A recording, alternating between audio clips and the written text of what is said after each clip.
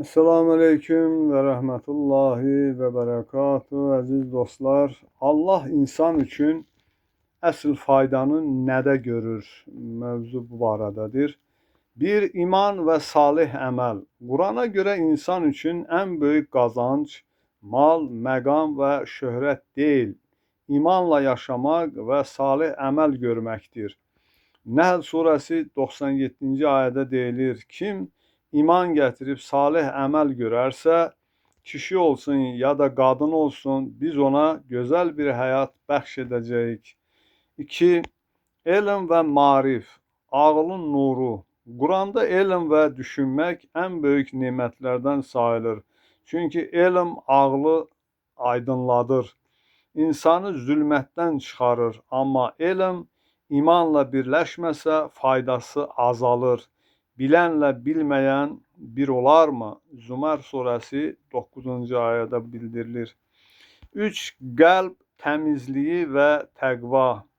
Qurana görə insanın dəyəri onun təqvası və qəlbinin ucalığı ilə ölçülür. Yəni, əsl fayda Allahdan qorxmaq və günahdan uzaq durmaqdır.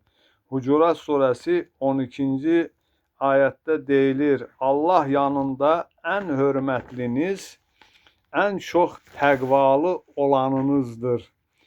4. Axirət yönümlü düşünmək.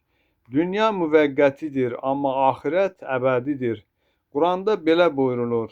Ali İmran 185-ci ayədə deyilir, dünya həyatı aldadıcı bir zövqdür. Qurana görə əsl fayda insanın əbədi həyatı qazanmasıdır.